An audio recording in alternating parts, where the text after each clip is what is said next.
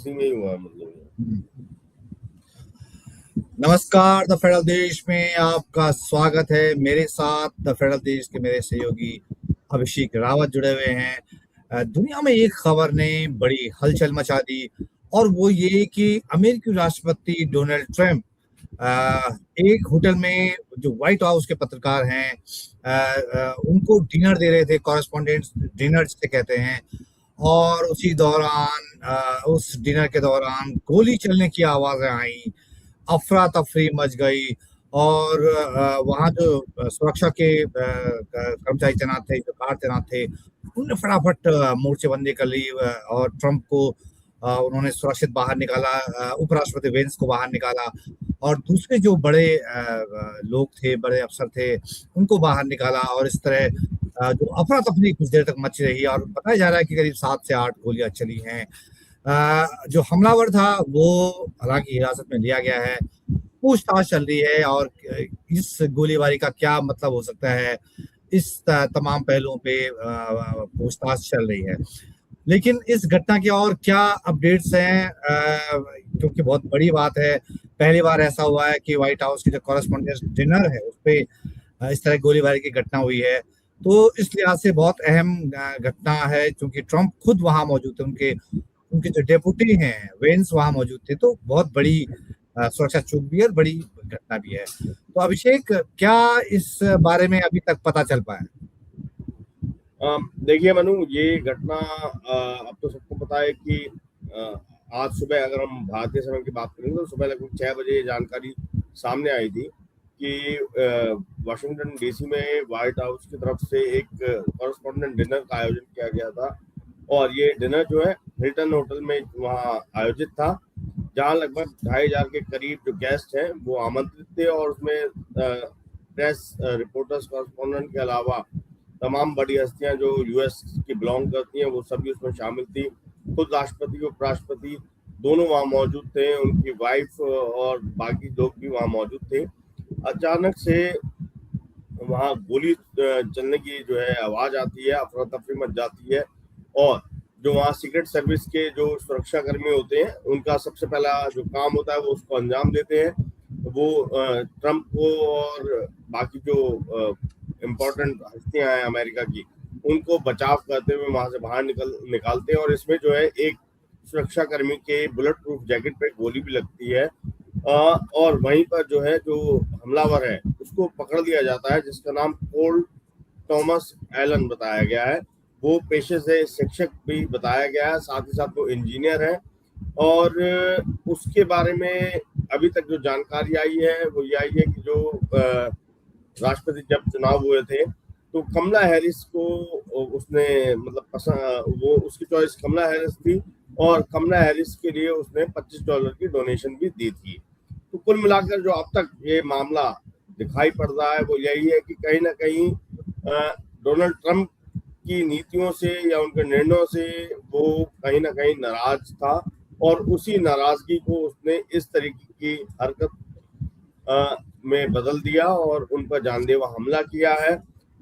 उस पार्टी में ही आपको बता दें कि एफबीआई के जो डायरेक्टर हैं काश पटेल, वो भी वहां पहुंचे इस घटना के बाद और फिर उन्होंने भी ये कहा है कि हमने हमलावर को पकड़ लिया है और उससे पूछताछ की जा रही है। अभी तक की जो जांच जैसी जो रिपोर्ट्स आ रही है वहां से वो ये बताया गया है कि किसी और व्यक्ति के इन्वॉल्वमेंट अभी तक नहीं पाई गई है या वहां पर कोई और अन्य संदिग्ध अभी नहीं मिला है। तो माना यही जा रहा है कि ये कहीं ना कहीं एक नाराजगी थी जिसके चलते इस तरीके की एक वारदात को अंजाम दिया गया। हालांकि शुरुआती दौर में हम बात करेंगे तो ये भी कहा जा रहा था कहीं इस अटैक के पीछे ईरान का तो हाथ नहीं है, लेकिन अभी तक जो यूएस एजेंसीज हैं उन्होंने इस तरीके का कोई भी इशारा नहीं किया है। खुद आपको बताऊं कि सबसे बड़ी बात यह है कि डोनाल्ड ट्रंप ने इस पूरी घटना को लेकर खुद जो है अपने सोशल मीडिया हैंडल जो ट्रुथ सोशल है उस पर सारी अपडेट वो डालते रहे हैं, चाहे वो आरोपी हमलावर की फोटो रही हो, उसके पकड़े जाने की सूचना रही हो या और भी सारी चीजें हैं। अभी ताजा बयान जो वहां से सामने आया वो ये कि ट्रंप ने मजाकिया अंदाज में ये कहा कि अगर मुझे पता होता कि राष्ट्रपति बनना इतना ज्यादा जोखिम भरा है, तो मैं शायद इसके लिए कभी तैयार नहीं होता। तो ये उन्होंने हल्के अंदाज में कहा था, जिसकी वजह से वहाँ पे जो माहौल है वो थोड़ा लाइट हुआ है। लेकिन तमाम जो सुरक्षा एजेंसीज हैं वो अभी जांच में लगी हुई हैं। और आपको बता दें कि जब चुनाव का भी समय था, तो सबको ध्यान होगा कि डोनाल्ड ट्रंप पे तब भी एक कातिलाना हमला हुआ था, गोली चली थी, उनके कान को गोली लगी थी। तो ये दूसरा हमला है जो डोनाल्ड ट्रंप पे हुआ है। जी, तो अभिषेक बता रहे हैं कि ये दूसरा हमला है जो डोनाल्ड ट्रंप पे हुआ है। जो डोनाल्ड ट्रंप के आलोचक हैं वो हालांकि शक भी जता रहे हैं कि हो सकता है, क्योंकि ट्रंप जो है इस समय ईरान वाले वॉर में फंसे हुए हैं, तो हो सकता है कि कोई और भी स्टंट हो इसके पीछे। बहरहाल अभी वो जांच चल रही है, और फिलहाल तो वही पक्ष सामने आएगा जो सरकारी पक्ष है, मतलब जो अमेरिकी राष्ट्रपति और उनकी एजेंसीज जो बता रही हैं, फिलहाल वही सामने आएगा। क्योंकि ऐसे नाजुक मौके पे ये हमला हुआ है, जबकि ट्रंप की स्थिति पूरी दुनिया में बड़ी खराब हो रही थी। खासकर ईरान जंग को लेकर ट्रंप कई जगह उलझे हुए थे। यूरोप के जो उनके अपने सहयोगी हैं वो उनके साथ नहीं दे रहे थे। तो हुआ क्या है कि जो उसके व्हाइट हाउस के नजदीक हिल्टन होटल है, उसके वहाँ ये डिनर रखा हुआ था। और जो वीडियो सामने दिखे उस समय ट्रंप बातचीत करते हुए दिख रहे थे, और तभी मेज की तरफ वो कुछ हलचल हुई, कुछ धमाके जैसी आवाजें सुनाई दी। उसके बाद सीक्रेट सर्विस के जो लोग हैं उन्होंने एकदम मोर्चा संभाल लिया और लोगों को नीचे रहने को कहा। नीचे रहने को मतलब उससे क्या हुआ कि लोग जो वहाँ मौजूद थे, जो जर्नलिस्ट थे, उन्होंने वो टेबल के नीचे छिप गए, और बहुत सारे लोग टेबल के नीचे छिप गए। और राष्ट्रपति ट्रंप हो, वेंस हो, रक्षा मंत्री पीट हेगसेथ हो, उनको भी सीक्रेट सर्विस के लोग सुरक्षित ले गए, और कुछ देर तक वहां पे भारी अफरा तफरी मच गई। तो अभिषेक, वैसे मतलब अमेरिकी राष्ट्रपति के प्रोग्राम में हमला होना तो मतलब बहुत बड़ी बात कही जा सकती है। अमेरिकी राष्ट्रपति तो बहुत सिक्योर जो उनका है सिक्योरिटी का, वो तो बहुत मतलब बहुत ही कई लेयर का है। मतलब ये कैसे हो गया, ये कैसे संभव है कि एक आदमी बंदूक लेके और सीधे घुसने लगा अंदर? तो ये इस पे कुछ मतलब चौंकाने वाली घटना लग रही है ये? बिल्कुल मनु, जब ये घटना सार्वजनिक तौर पर पूरी दुनिया के सामने आई, तो सबसे पहला और बड़ा सवाल यही था कि आखिर इतनी सुरक्षा होने के बावजूद ये हमला कैसे अंजाम दिया गया। तो उसको जब ये थोड़ी देर में जब फिल्टर होकर जानकारियां सब सामने आई हैं, तो ऐसा बताया गया है कि जो हमला हुआ था वो मेन डोर की दिशा से ही जो है अंदर एंट्री करना चाह रहा था। वहाँ पर सीक्रेट सर्विसेज और जो तमाम जो सुरक्षा कर्मी मौजूद थे वो बिल्कुल मुस्तैद थे। और जब इसने एंट्री गेट पर लगे मैग्नोमीटर से गुजरने की कोशिश की, तो उसको वहीं पर पकड़ भी लिया गया था। लेकिन वो सब, क्योंकि वो मेंटली प्रिपेयर होके आया हुआ था, उसको हमला करना था, उसको गोली चलानी थी, तो उसने तुरंत जो है एक असॉल्ट राइफल टाइप बता रहे हैं, जो काफी दमदार और काफी अत्याधुनिक थी, उससे उसने गोली चलाई है। 6 से 7 राउंड गोली चली है, एग्जैक्टली अभी डिटेल नहीं आई है। और उसने आते ही, जिसे हम कहते हैं कि वो बिल्कुल टारगेट फिक्स करके आया होता, उसने उसी दिशा में गोली चलाई। क्योंकि उसको पहले ही पकड़ लिया गया था, तो वो सक्सेस नहीं हो पाया अपने इरादों में। लेकिन ये उसके पास से 2 से 3 फायर आर्म्स मिले हैं, और ये भी बताया गया कि उसके पास जो है धारदार हथियार भी थे। तो यानी वो पूरी तैयारी से आया था कि अगर गोली से वो सफल नहीं हो पाता है, तो धारदार हथियार का भी इस्तेमाल कर सकता था। लेकिन उसको पकड़ लिया गया। हाँ, ये जरूर बात है कि वो गोली चलाने में सफल रहा है, और इसी की वजह से वहां पूरी अफरा तफरी मच गई। गनीमत यही रही कि इस पूरी घटना में कोई भी घायल नहीं हुआ है, और या फिर किसी की जान नहीं गई है। ये सबसे बड़ी गनीमत है। लेकिन जी इसमें और डिटेल अभी आनी बाकी है, क्योंकि अभी जो वहाँ की सुरक्षा एजेंसी है वो यही कह रहे हैं कि अभी जांच जारी है और उससे पूछताछ की जा रही है।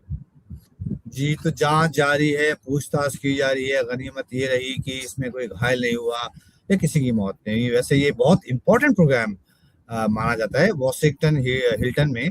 ये जो प्रोग्राम होता है कॉरेस्पॉन्डेंट्स डिनर, ये हर साल इसमें जो है राष्ट्रपति शामिल होते हैं, कई कैबिनेट मिनिस्टर शामिल होते हैं अमेरिका के, और जो एडमिनिस्ट्रेशन है उसके कई बड़े अधिकारी शामिल होते हैं, सैकड़ों पत्रकार भी उसमें मौजूद रहते हैं। तो ये इस लिहाज से ये बहुत ही बड़ा प्रोग्राम था, और ये बड़ा प्रोग्राम था इसलिए उस तरह की सुरक्षा भी थी, और मुख्य हॉल में जो जाने के लिए मेहमानों की को वैसे ही सुरक्षा जांच से गुजरना पड़ता है जैसे कि एयरपोर्ट पर होती है, और होटल के बाहर भी सुरक्षा रहती है। तो कई लेयर की सुरक्षा होती है, और ये जो है कि वॉशिंगटन का सबसे सेफेस्ट प्रोग्राम, सबसे सुरक्षित प्रोग्राम माना जाता है। कभी भी इससे पहले व्हाइट हाउस कॉरेस्पॉन्डेंट्स डिनर में ऐसी घटना नहीं हुई जैसे कि कल रात, मतलब अमेरिकी हिसाब से कल रात हुई, और हमारे हिसाब से आज सुबह जो हुई।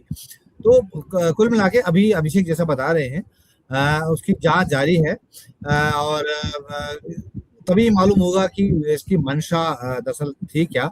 अभी शुरुआती जांच में सिर्फ इतना बताया जा रहा है कि जो कमला हैरिस है ये उसका डोनर था, लेकिन डोनर होना कोई किसी का पॉलिटिकल कनेक्शन इससे पता नहीं चलता।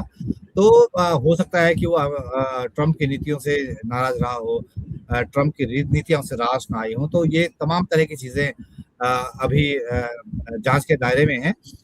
तो अभिषेक, कुल मिला के मतलब आपने बताया कि दूसरा हमला है ट्रंप पे, और क्या इसका जो आप बता रहे थे कोई ईरान कनेक्शन, क्या कोई इसमें पॉसिबिलिटी है, या ऐसा लग रहा है कि नहीं ये अमेरिका का भीतर का ही मामला है? देखिए, ईरान की अगर हम बात करेंगे तो ईरान को लेकर शुरुआत में ये कयास जरूर लगाए गए थे कि कहीं ये हमला ईरान की तरफ से तो नहीं कराया गया है, लेकिन अब जो जानकारी सामने आ रही है तो वो यही है कि वो अमेरिकन ओरिजिन का ही है, और अच्छा पढ़ा लिखा है, इंजीनियरिंग का उसने कोर्स करा हुआ है कंप्यूटर साइंस में, और साथ ही साथ वो 2 से 3 पेशों में है, मतलब कि कंप्यूटर की प्रोफेशन में भी है, साथ ही साथ वो पार्ट टाइम टीचर भी है। तो ये अब जो पिक्चर वहां से क्लियर होती जा रही है वो यही है कि कहीं ना कहीं वो नीतिगत फैसलों से नाराज प्रतीत हो रहा है, और यही वजह है कि उसने इस हमले को अंजाम दिया है। जैसी जानकारी जो आई है कि इलेक्शन के टाइम पे उसने कमला हैरिस को सपोर्ट किया था और उनको $25 का चंदा भी दिया था।